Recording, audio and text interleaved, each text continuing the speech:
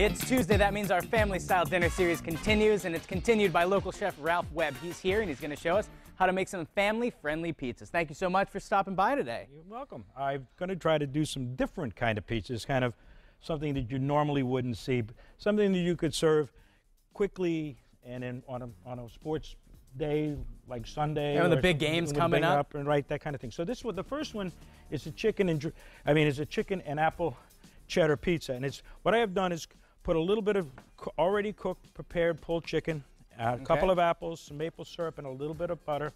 And then I've spread a little bit of cream cheese on the bottom, and it's really simple to do. And then I've heated it up just to get it caramelized a little bit, and we'll put it right back in the oven with some cheddar cheese over the top of it. So did you do anything to these apples? Or you just cook them down a little bit to get them a little soft? I just put them in with a little bit of butter and some maple syrup just to kind of caramelize them a little bit. And oh, that smells good. And then you just take a little bit of cheddar cheese, and you put it over the top. And now this could serve, you know, one, do two, a little extra. one. Yeah, I know, there's plenty of cheese. And then we're going to put it in the oven at about 400, and it takes about 7 minutes. All right. These crusts. The nice part about these crusts, you can pre-buy them in pretty much any grocery store, and it makes your job so much easier. Right. Well, usually I make crust at home, but it's too difficult to work with. Yeah. In this short period of time, but you can buy crust. You can use English muffins. You can use any flatbread. English muffin pizzas are where it's at. Any flatbread. So the next one I'm going to do is something really different.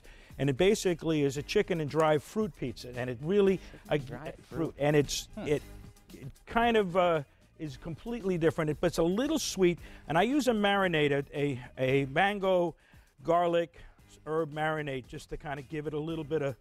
Give it a kick, some pizzazz. And if you don't make your own of that, if it's not easy, you can buy stuff like that in the store. You can buy any go of up these. And down the aisles, you'll find them. Right, yeah. And then I used in here, I got dried cherries, dried apricots, a date or two. You can use any fruit in there. Any dried fruit. Any dried fruit, yeah, because they're gonna, you don't want to create a lot of moisture. And in this, you put the same thing on. You just do the same kind of thing. You put it on the pizza shell.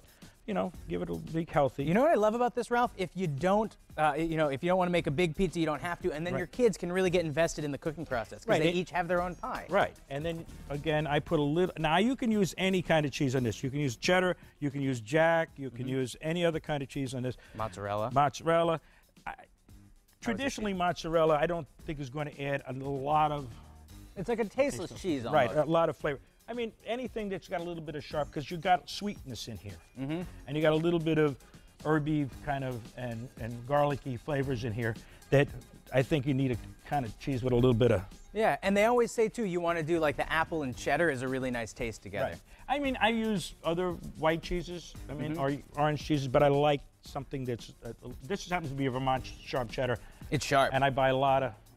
That's what I use at home a lot, so that's why we have it here. Hey, Ralph, if you could recommend to people out there, buying mozzarella cheese, because like I like to make the caprese salads every once in a while. Is it worth investing in expensive mozzarella cheese? Well, the Buffalo mozzarella balls do have the best flavor and do have the best texture. The ones that are in that sauce just a little bit, Actually, and then the other, I mean, if you're going to melt it on top of tomato sauce, just to buy the least expensive mozzarella you can, because it will eventually. The other flavors are going to carry the pizza. Exactly, but if it's an isolated taste, you want to buy the nice stuff. Yeah. All right. Right now, what I've done here, this is a store-bought, and I have made made my own buffalo sauce before, and I like you, we like a little bit of a kick. But this is not terribly. This is a commercial brand. So what I do is because right now everybody's saying that chicken wings are very expensive because of what's going on Sunday, and everybody's using chicken wings. You can buy a whole chicken, all right, and the whole chicken costs are like, well, right now for around $1 a pound. Yeah. So what I do, and I do it all the time, is I take a whole chicken, either roast it or boil it. I like poaching it in water because I get to use the stock for other things, and for instance, making soup or making sauces. And now what I'm doing is just heating the chicken up in the sauce, and then on the next thing I would do is. Well, actually, you know what? Let's wait a little bit because I don't want to spoil my appetite. I want to get those two pizzas in the oven, and then how about we come back in a little bit? Okay, does that sound good? Thank you so much. So I'm going to get my taste buds ready, and we are going to be back in the kitchen with Ralph a little later in the show to make yet another healthy dinner recipe for the whole family. Hey, we are back in the kitchen with Ralph Webb, and now we're going to make some buffalo chicken stuffed potatoes and other buffalo-y delicious treats. But Ralph, let's recap. What are those pizzas? They're out of the oven and they look great. Well, one's an apple and chicken and cheddar cheese with a little bit of maple in it. Okay. All right. And then the other one's a dried fruit and chicken with a little bit of a garlic and mango marinade sauce in it with a little bit of. And again, you can use any kind of cheese. I happen to put cheddar cheese on it. But it's really not traditional. I like that. It's nothing like a normal pizza that you get anywhere else. You can put a lot of things on a pizza crust if you like, whatever you like, and top it with everything. Yeah, the crust is just a vessel at the end of the day. Right. So now let's talk buffalo chicken. It's it's harder to get this year. It's a little bit more expensive, but you can do it cheap on your own. Right. The wings are expensive. If you buy the whole chicken and you cook the chicken off and you pull the meat off, there's a million things you can do with pulled chicken meat. And one of the things you can do is make buffalo chicken. And you can make buffalo chicken in any vessel. Like we're going to put it on a pizza and bake it. We can put it in, I like to put it in potato skins or scooped out potatoes because it's easier for like. It's like a party snack too. Right, you can eat it quickly and easier, and pizza also. So what I've done here again is I've just taken some of the chicken and I've already cooked chicken. Already cooked. You cook the chicken ahead of time. It depends. I prefer to take my chicken and poach it because I like to use the stock for something else down the road. Oh. All right. Soups, sauces. Again, making something else out of it, and then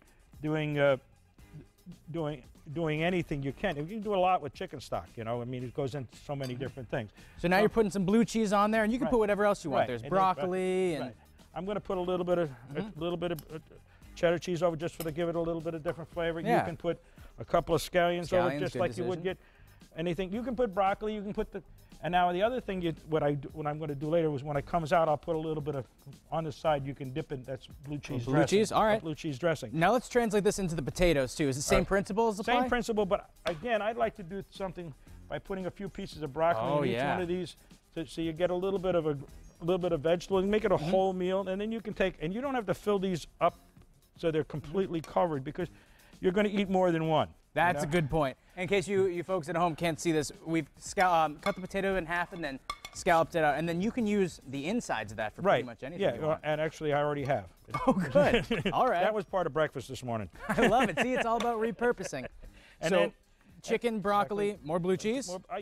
Blue cheese or blue cheese dressing. And all right. Again, and then a little, you can put cheddar on. I'm going to follow you back with some cheddar too. And let's load these up. Load these things up. Like loaded potato skins. I love it. And they are. And that's what they are. And again, two of these, if you think about how much protein and how in each one of these, two of these would be plenty per person. Well, and the thing is, it's one of those things that this can be a sneaky healthy entree too, because if you think about it, you have the protein in the chicken, it's low fat, potatoes are healthy, everything in moderation. Some vegetables and then when this comes out, you can either put the blue cheese dressing on the top or sour cream, depending which are a little bit more chives, just to kind of give it a little bit, and then we'll put this in the oven. Sounds good. Well, Ralph, you can stick around all hour and keep making food, but unfortunately we have to go for now. It's a pleasure having you here. And for these recipes and more, you can visit us online anytime, mymassappeal.com.